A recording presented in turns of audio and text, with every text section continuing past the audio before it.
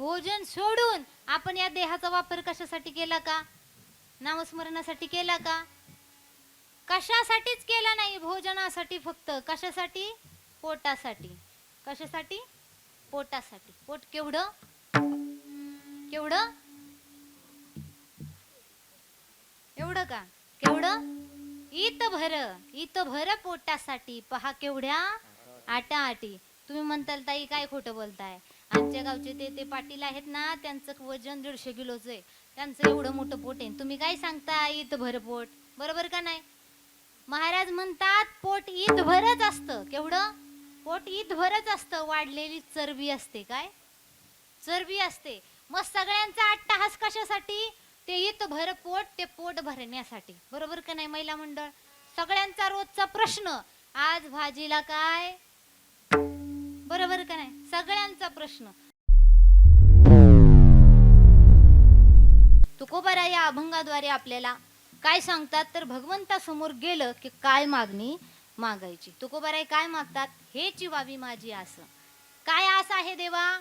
जन्मोजन्मी तुझा दास, पंढरीचा वार करी, वारी चुकोने दी हरी. देवा मला एकच आस आहे, तुझा भक्त बनवून ठेव, मला तुझा दास बनवून ठेव. त्याचबरोबर माझ्या आयुष्यामध्ये पंढरीची वारी घडू दे. पंढरीची वारी झाली, संतांचा संग घडू दे. आणि त्याचबरोबर दरवेळेस मला या चंद्रभागेचं पवित्र स्नान घडू दे. आता प्रथमतः प्रश्न हा पडला, कीर्तन आपण कशाचं आहे? हे जागराचं, म्हणजेच मागणीपर. काही कीर्तनांचे नियम आहेत बाबा, पहिल्या दिवशी नामपर असेल, संतपर असेल, उपदेशपर असेल. आता काल्याचा आदल्या दिवस आपला जागराचा, मागणीचा. म्हणजे जी तुम्ही काही 7 दिवस या ठिकाणी सेवा केली, त्या सेवेचं फळ भगवंताकडून मागायचं. माणसं आहेत, माणसांचा स्वभाव कसा आहे? मागण्याचा. बरोबर का नाही? काम करो नाही तर नाही करो, आपला स्वभाव काय आहे? मागायचा. मग तुकाराम महाराजांना माहित होतं की माणसं अशी आहेत की काम छोटं करतील, परंतु मोबदला त्यांना मोठा हवा असेल. परंतु परमार्थात असं झालं नाही पाहिजे. मग परमार्थात असं नको व्हायला म्हणून तुकोबारायांनी काय केलं? बाबा सगळी लोक या ठिकाणी काही ना काही भगवंताकडे मागणार. पहिला प्रश्न हाच पडतो की तुकोबारायांनी कसं मागितलं? तुकोबाराय मागूच शकत नाहीत. बरोबर आहे का नाही बाबा? तुकोबाराय मागूच शकत नाहीत, कारण तुकोबाराय असे आहेत की पिढ्या गेल्या, परंतु पांडुरंग परमात्म्यासमोर हात कोणी पसरले नाहीत. तुकोबारायांनी पसरले नाहीत, त्यांच्या वडिलांनी पसरले नाहीत, त्यांच्या आजोबांनी भगवंतासमोर हात केले नाहीत की देवा मला काहीतरी दे. अजिबात मागितलं नाही. एवढंच नाही, विश्वंभर बाबांपासून चालत आलेली ही पिढी कोणीच मागितलं नाही. पण हे महाराज म्हणतात हे तर काहीच नाही. म्हणजे ही जी पिढी चालत आली हे तर काहीच नाही. तुकाराम महाराज याच जन्मात नाही तर गेले जवळजवळ हे 5 अवतार तुकोबारायांनी काहीच मागितलं नाही. मग अंगद असेल, भक्त प्रल्हाद असतील, भक्त प्रल्हाद यांचाच अवतार तुकाराम महाराज आहेत. बघा, भक्त प्रल्हादांचा झाला की अंगदांचा अवतार आला, अंगदांचा अवतार झाला की त्यानंतर उद्धवांचा अवतार आला, उद्धवांचा झाल्यानंतर नामदेव महाराजांचा अवतार आला. आता नामदेव रायांनी या ठिकाणी अवतार घेतला. नामदेव राय या ठिकाणी भगवंताचे सगळ्यात जवळचे भक्त, आपल्या सगळ्यांना माहित आहे, कारण सगळे संत लांब राहिले असतील वेगवेगळ्या जागी, परंतु नामदेव राय हे खुद्द पंढरपूरमध्येच पांडुरंगाच्या रावुळामध्येच मोठे झाले. त्यांची निस्सीम तर आपल्याला भक्ती माहीतच आहे. 7 वर्षाचे असताना नामदेवरायांनी भगवंताला आपल्या हाताने त्या ठिकाणी जेवू घातले. म्हणजे दुसरं कोणी केलं का हे धाडस? नाही, भगवंताला जेवू घालण्याचं काम नामदेवरायांनी केलं. सगळ्यात जवळचे आणि प्रिय असणारे भक्त जर कोण असतील तर नामदेवराय. नामदेवराय आपल्या आयुष्यामध्ये पण करतात. भगवंताला एक चंद्रभागेच्या तीरी जातात, चंद्रभागेचं पाणी हातामध्ये घेतात आणि त्या ठिकाणी एक पण करतात की या आयुष्यामध्ये मी माझ्या भगवंताचं गुण, माझ्या भगवंताचे गुण गाण्याचे अभंग किती 100 कोटी अभंग लिहिल असं पण करतात. या ठिकाणी चंद्रभागेला पण केलंय, पाणी सोडलंय आणि नामदेवराय पुन्हा आले तर रावुळामध्ये. रावुळामध्ये आता भगवंत सगळ्यांच्या मनामधले जाणतात. भगवंत म्हणतात ना मग काय केलंस तू? नामदेवराय म्हटले काय केलंय देवा, तुझंच गुण गायचंय मला, मला 100 कोटी अभंग तुझे लिहायचेत. आता नामदेवरायांनी पण केलाय, पण प्रश्न पडला देवाला की असे लिहून लिहून या जन्मामध्ये किती अभंग लिहून होणार आहेत? 100 कोटी अभंग लिहिण्याचं सोपं नाही, होऊच शकत नाही. देवाला कळलं, नामा हे पहा, मला राग येणार नाही. तू जरी शब्द दिला असेल तरी मला राग येणार नाही. 100 कोटी अभंग तू म्हटलायस, हे बघ तू सोडून दे. एक कोटी भरली, किती? 1 कोटी लिही, 50 लाख लिही, 1 लाख लिही, 100 कोटी नको. नाही देवा, आता माझ्या शब्द तोंडातून आणि एकदा का शब्द आला बाहेर की तो मी पूर्ण केल्याशिवाय राहणार नाही. आणि मग नामदेवरायांनी त्यांच्या अवतारामध्ये, नामदेवराय असतील, त्यांचे वडील असतील, गोनाई असेल, सगळे, त्यांची बायको, त्यांची मुलं, सगळ्यांनी मिळून, जनाबाई, या सगळ्यांनी मिळून 96 कोटी अभंग लिहिले. किती? 96 कोटी अभंग लिहिले. आता राहिले किती? 4 कोटी अभंग राहिले. आणि नामदेवरायांचा अवतार या ठिकाणी नामदेवराय संपवून निजधामाला गेलेत. आता नामदेवराय गेले. आता भगवंताला प्रश्न पडला की अरे 4 कोटी अभंग राहिले, शब्द माझा असेल तो असा फुका गेला तरी चालेल, परंतु शब्द माझ्या भक्ताचा आहे, भक्ताने घेतलेला पण आहे, तो खाली गेलेला मला चालणार नाही. नामदेवरायांना पण राहावा ना. मग ते 4 कोटी अभंग राहिलेले पूर्ण करण्यासाठी नामदेवरायांनी पुढचा अवतार, म्हणजे आता 5वा अवतार, कितवा? 5वा अवतार घेतला, तो म्हणजे जगद्गुरु तुकोबाराय. मग तुकोबाराय म्हणतात ना, अवतार नामयाचा या ठिकाणी नामदेवरायांचा अवतार या ठिकाणी तुकोबाराय आहेत. आणि ते आपल्या आयुष्यामध्ये त्यांनी एवढी सुंदर गाथा आपल्याला दिली. म्हणजे गाथा जो आपला जवळ ठेवेल, ऐकलत ना, ज्याच्या जवळ गाथा असेल त्याचा माथा कधीही वेगळ्या वेगळ्या गोष्टींमध्ये फिरत नाही, जाग्यावरच राहतो. त्यामुळे प्रत्येकाने आयुष्यात गाथेला, ज्ञानेश्वरीला जवळ केलं पाहिजे. पहा ना माऊली, ह्यातीत असताना कोणच खपलं नाही. पहा, कोणच नाही. अगदी इंद्रायणीचं ओंझळभर पाणी माऊलींना पिऊन दिलं नाही. ओंझळभर पाणी मधुकरी मागायला गेले तर एक मूठभर पीठ सुद्धा माऊलींच्या झोळीमध्ये कोणी टाकलं नाही. एवढा त्रास दिला. कोणी दिला? आपल्याच लोकांनी दिला. बाहेरचे आले का? की बाबा बाहेरचे परधर्मीय, परप्रांतीय आले आणि त्यांनी माऊलींना त्रास दिला, असं झालं का? नाही, आपल्याच लोकांनी त्रास दिला. परंतु एवढा त्रास देऊनही माऊलींनी काय समाजासाठी मागितलं? जे खळांची व्यंकटी सांडो तया सत्कर्मी रती. जे खळांची व्यंकटी सांडो, भगवंता जे खळ आहेत ना, पहा, दुर्जनांचा जो नाश करतो, दुर्जनांना जो मारून टाकतो त्याला देव म्हणतात. दुर्जनांना जो मारून टाकतो त्याला देव म्हणतात. आणि दुर्जनांचा दुर्जनपणा जे मारून टाकतात त्यांना संत म्हणतात. त्यामुळे माऊलींनी खळांना मारा असं मागणं मागितलं नाही. काय मागणं मागितलं? ह्या खळांचा जो खळपणा आहे ना, दुर्जनांची जी दुर्गुण बुद्धी आहे ना, ही बुद्धी भगवंता मारून टाक, तिचा नाश कर. आणि या सगळ्यांना मग काय? किंबहुना सर्व सुखी. मला सांगा, एवढा त्रास जर आपल्याला गावकऱ्यांनी दिला असता, आपण गावकऱ्यांना एक चांगला शब्द वापरला असता का जातानी गावकऱ्यांसाठी? अख्ख्या गावाला श्राप देऊन गेलो असतो.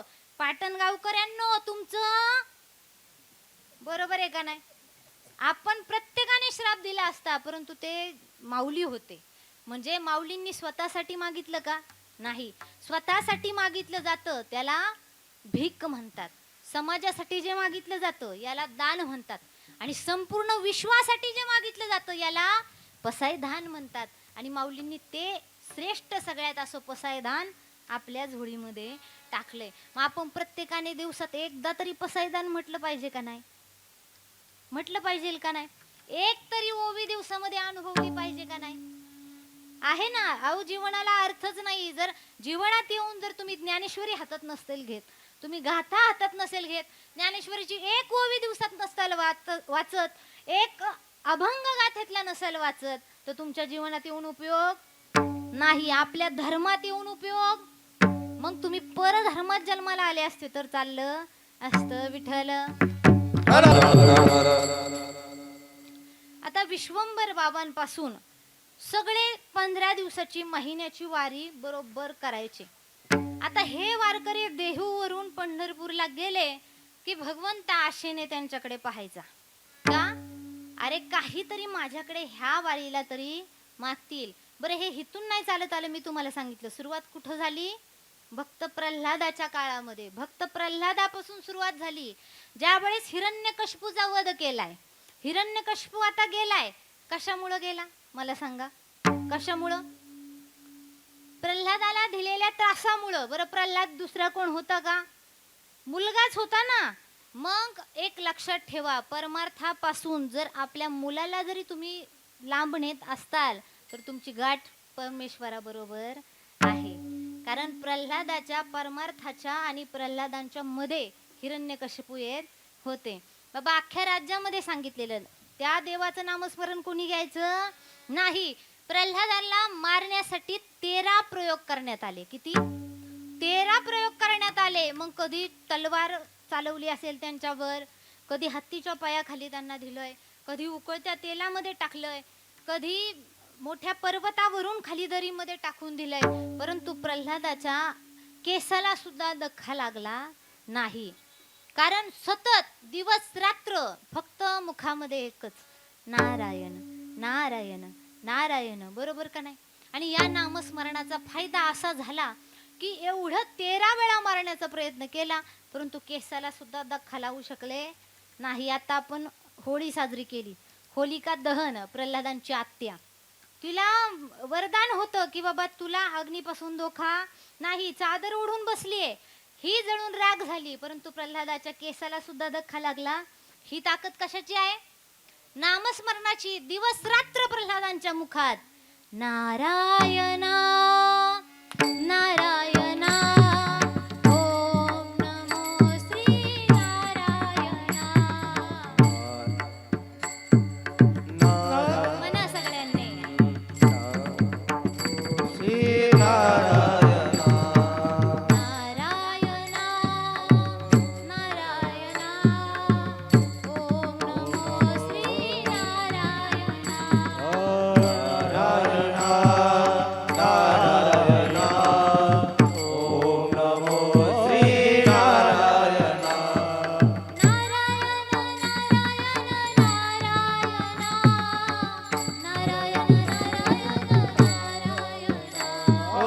नारायण नारायण नारायण नारायण नारायण नारायण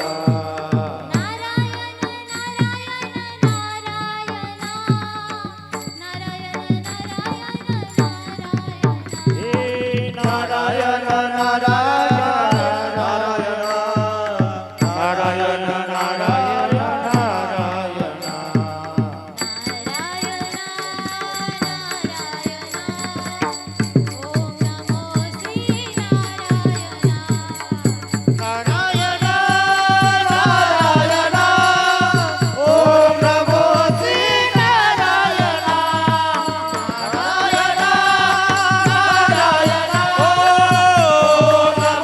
श्री नारायण. दिवस रात्र नारायणा नारायणा, दिवस रात्र चालू. त्याचा फायदा त्या ठिकाणी प्रल्हादाला झाला का नाही? मग आपण जर या आपल्या मुखामधून जर दिवस रात्र त्या नारायणाचं नाव घेतलं तर आपल्याला फायदा होईल का नाही?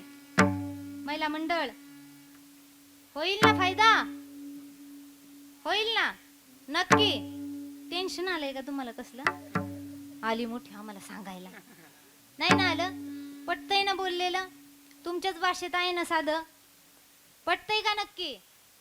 मग मला सांगा, भक्त प्रल्हादाने आयुष्यभर नारायण नारायण म्हटलं, फायदा झाला का नाही? भगवंताच्या मांडीवर भक्त प्रल्हादाला जागा मिळाली. पहा, ज्यावेळेस हिरण्यकशिपूला मारलंय त्यावेळेस गादीवर भगवंताने प्रल्हादाला आधी बसवलं नाही, आधी स्वतः बसले.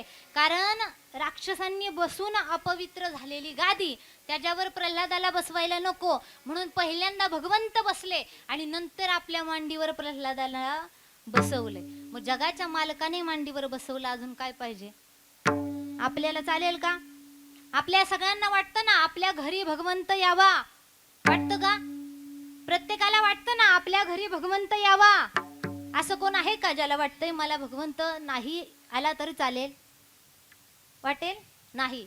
बरं असं कोणाला वाटतं का आम्ही भगवंताच्या घरी जावं? लेट थोडासा करंट लागतोय. वाटतं का आपल्याला आपण भगवंताकडे जावं, आपण देवा घरी जावं? नाही ना. अहो आपल्याला जाणं तर लांबच. एखादं म्हटलं ना मर, ते पण आपल्याला चालत. आगामर हा बोल ना, म्हणजे म्हटलं ना ए मर ना तिकडं, किती पण वय होऊ द्या. पहा 90 वर्षाचे आजोबा असू द्या आणि त्यांना ती 70-80 वर्षाची जर आजीबाई रागवून म्हटली ना जा ना म्हाताऱ्या मर देवळात जाऊन, म्हाताऱ्याला आवडतं का? नाही आवडत. ते रुसतं, मंदिरात जातं, सप्ताह चालू आहे तोपर्यंत बसतं. एकदा काकाला झाला परत उठले आणि घरी. मंदिरामध्ये राहतील का कायम?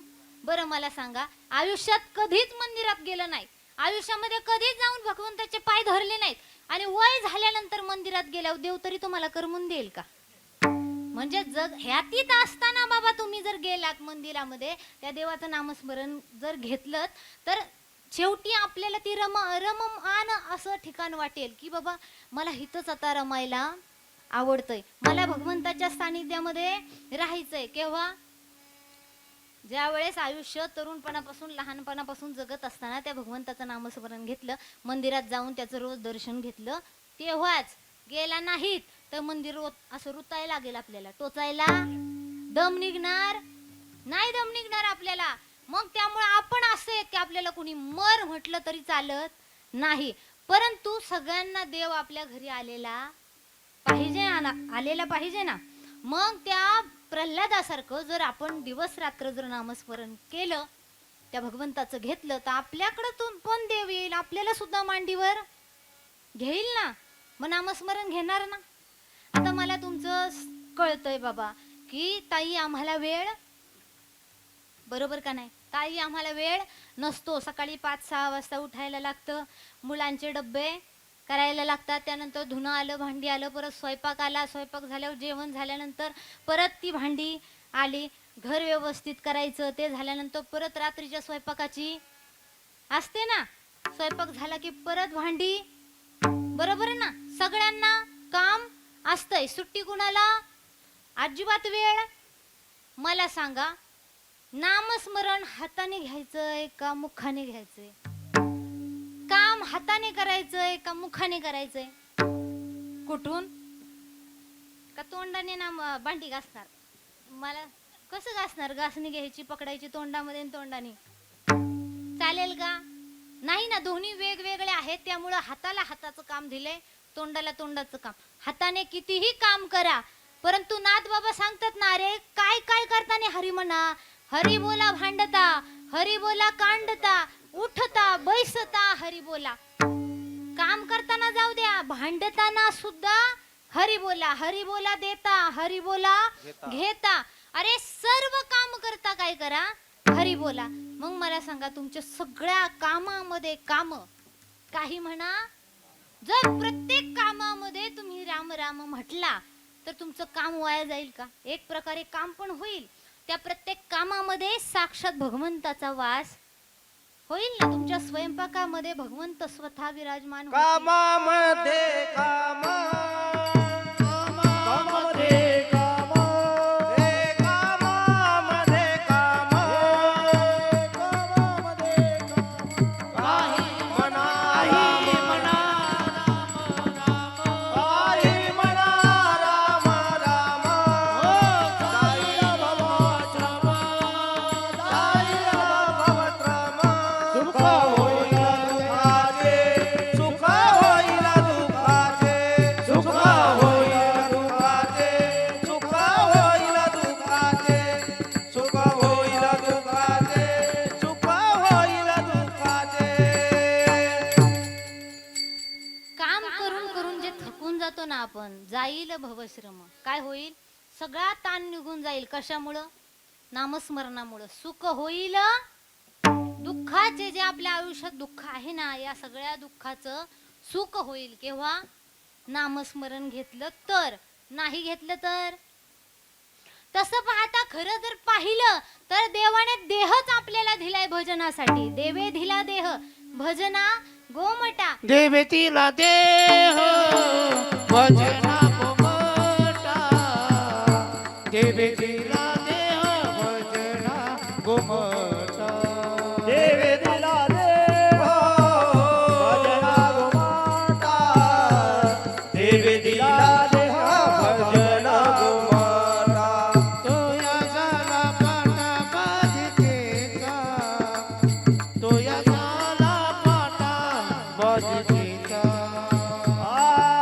तोया झाला फाटा बाधिकेचा तोया झाला फाटा बाधिकेचा तोया झाला पाटा बाधिकेचा तोया झाला फाटा बाधिकेचा देवे दिला देव भजना गोमटा देवे दिला देह भजना गोमटा देवे दिला देह भजना गोमटा देवे दिला देह भजना गोमटा देवे दिला देह भजना गोमाता देवे दिला देह भजना गोमाता देवे दिला देह भजना गोमाता देवे दिला देह भजना गोमाता देवाने देह कशासाठी दिला? देवे दिला देह भजना गोमटा तोया झाला फाटा कशाचा? भाधिकेचा. देवाने देह दिला भजनासाठी, आपण वापरला भोजनासाठी. बरोबर का नाही? भोजन सोडून आपण या देहाचा वापर कशासाठी केला का? नामस्मरणासाठी केला का? कशासाठीच केला नाही, भोजनासाठी फक्त. कशासाठी? पोटासाठी. कशासाठी? पोटासाठी. पोट केवढं? केवढं? एवढं का? केवढं? इत भर पोटासाठी. पहा केवढ्या आटा आटी. तुम्ही म्हणताल ताई काय खोटं बोलताय, आमच्या गावचे ते पाटील आहेत ना, त्यांचं वजन 150 किलोचं आहे, त्यांचं एवढं मोठं पोट आहे. तुम्ही काय सांगता इत भर पोट? बरोबर का नाही? महाराज म्हणतात पोट इत भरच असतं. केवढं? पोट इत भरच असतं. वाढलेली चरबी असते. काय चरबी असते.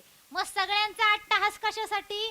ते इत भर पोट, ते पोट भरण्यासाठी. बरोबर का नाही महिला मंडळ? सगळ्यांचा रोजचा प्रश्न आज भाजीला काय? बरोबर का नाही? सगळ्यांचा प्रश्न. म्हणजे मला तर असं वाटत नाही की अगदी फुटपाथवर राहणाऱ्या एखाद्या महिलेपासून ते करोडपतीच्या घरात राहणाऱ्या महिलेपर्यंत प्रत्येकीला दिवसात हा प्रश्न असतो.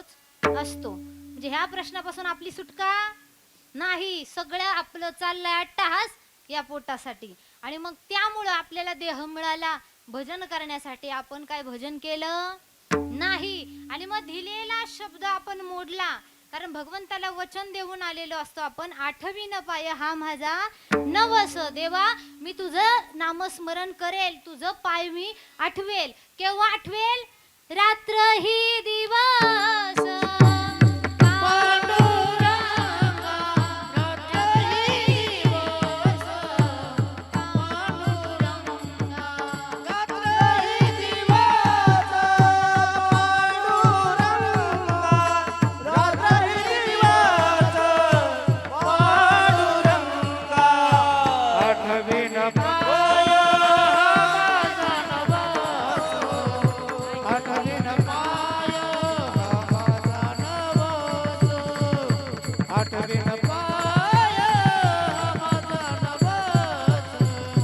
आठवे